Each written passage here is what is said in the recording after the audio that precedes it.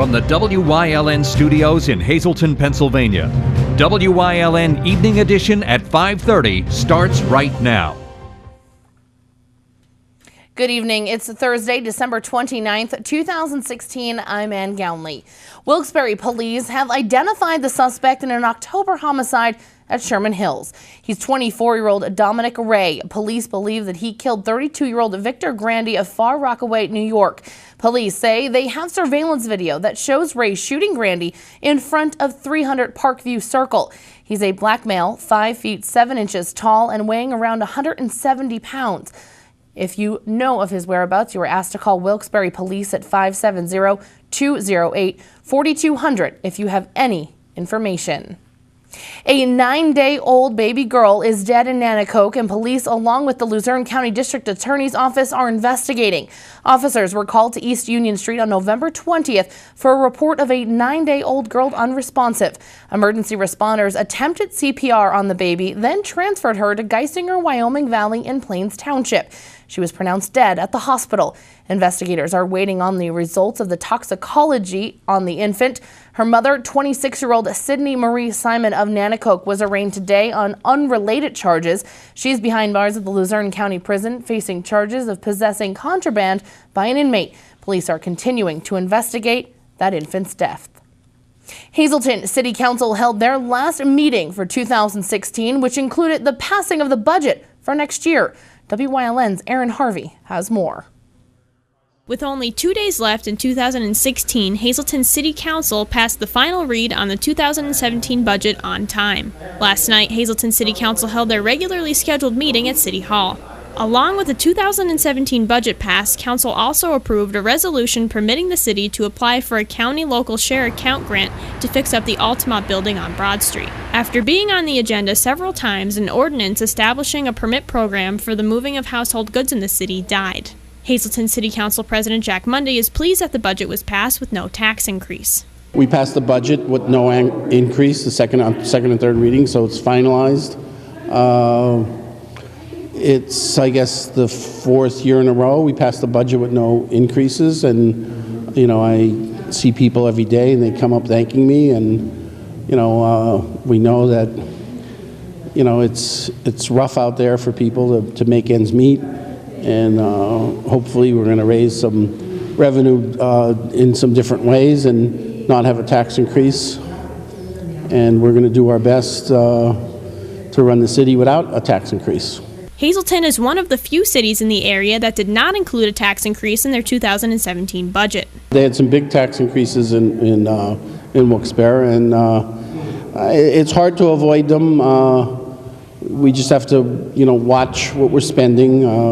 We have some cuts in there in the budget, and it's about time that maybe governments should start looking at some cuts to something that they could do. There's always extra fat in the budget. It's, in the federal budgets, the state budgets, and city budgets, there's always some extras in there that could be cut out, and we passed a budget that negated a tax increase that the mayor had wanted, and hopefully he'll be able to run the city, and we'll help him with transfers, and we want to work with them to make sure the city, is safe. Mundy explains why council let the moving of household goods ordinance die. Well, we tabled that because our solicitor said that it needed some tweaking, and we passed it on the first reading and had the second and third readings, but we had some questions, and we knew that could happen. And he's going to rework it and come back with the new ordinance, and probably we'll pass it. The managing partner for Hazleton Partners, Sean McDougall, attended last night's meeting to justify why the city should apply for an LSA grant for the Altamont building to make it into senior apartments. We received a $2.5 million RCAP grant.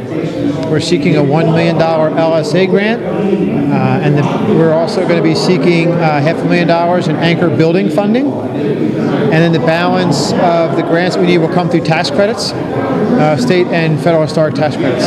Mundy explains why council approved the LSA grant application and has more on the $12 million building renovation. We passed the grant for the Altamont building. I talked to the owner, Sean McDougall. He's been in contact with me about applying for a grant. The grant funding's been set aside for this past year. It's in flux the following year. He applied for $1 million. His total project cost is in the area of $12 million. He's going to send us, he sent me a preliminary budget. He's going to send us the application, the LSA application, that'll have more specifics. The Altamont is a beautiful building.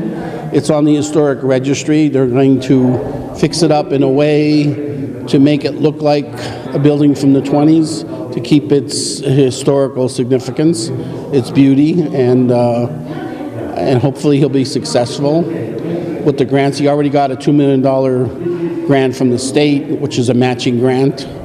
And some of these buildings, it's nice to preserve them. They're going to provide housing. I think it's 62 units for senior housing.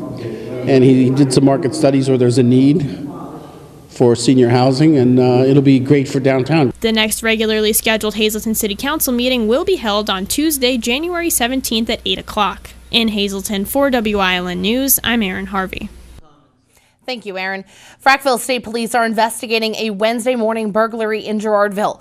A 78-year-old woman was awakened by noises downstairs in her home around 4 o'clock. When she went to check it out, she found a door to the sun porch open and a window from the porch to outside forced open. She also found several drawers open and discovered her checkbooks were missing. Also in Girardville, state police are looking for a stolen car. It is a silver 2011 Ford Focus with license plate number EPZ 2506. It was stolen from a home in the 100 block of East Main Street sometime overnight between last night and this morning. If you see it, you are asked to call state police in Frackville at 570-874-5300. An agreement approved by Luzerne County judge this morning dismissed charges of terroristic threats against Leonard Piazza III. The 45-year-old was charged earlier this month after he allegedly made threats to State Representative Aaron Coffer and his office over denial of Social Security benefits. The former Luzerne County director of the Bureau of Elections was released on unsecured bail after spending 2 weeks behind bars. A charge of harassment will likely be reduced to a summary offense. Lawyers in the Daniel Holtslander case were in court arguing whether evidence should be admitted. Holtslander is charged with killing Kurt Swan, a homeless man Holtslander called a drinking buddy. Holtslander said he'd been asleep in his truck in the woods when he felt something bump against it. When the person opened the back of the truck and began to climb in, Holtslander stabbed him, only later realizing it was Swan. His body was found in the Kmart Plaza along Route 11 in Edwardsville on June 25th. Holtslander's defense team wants statements he gave to police suppressed on the grounds he hasn't yet been read his rights. They also want evidence gathered from his truck suppressed. Prosecutors maintain the evidence gathered in both instances were the result of rather routine police work and say the jury should hear it. They also say that while police didn't have Holtslander's permission for a search, Luzerne County President Judge Richard Hughes did authorize a search warrant. Holtslander's trial is set to begin on March 20th. Schuylkill County's 2017 budget is in place. It carries a $1 mil property tax increase. Millage will total 14.98 mils, 14.83 for the general fund, and 0.15 for debt services.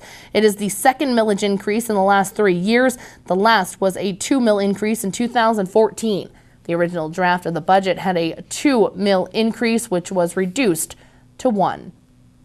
It will be more expensive to drive in Pennsylvania over the next few days. On Sunday, the state tax on wholesale motor fuels, the highest in the nation, will go up another 8 cents for gasoline and 11 cents for diesel fuel. A week later, Turnpike tolls will increase for the 9th year in a row, this time by 6%. After years of the capping the tax on the wholesale price of gasoline at $1.25 a gallon, the legislature approved a complicated formula in 2013 to raise the cap gradually as part of Act 89, the transportation funding bill. This year's hike is expected to generate $299 million for PennDOT, $267 million for state highways, and $32 million for local roads. The toll increase stems from Act 44, a bill which has the Turnpike Commission paying PennDOT $450 million annually until 2044.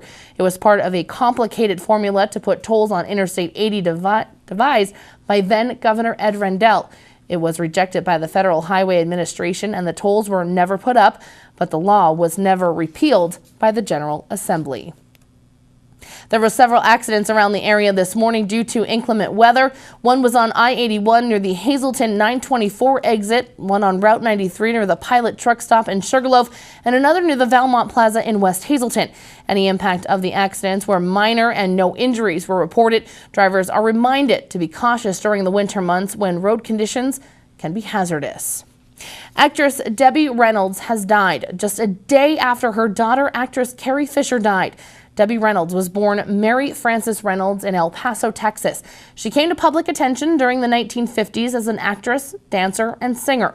Her big break came as a teenager when she played opposite Gene Kelly in Singing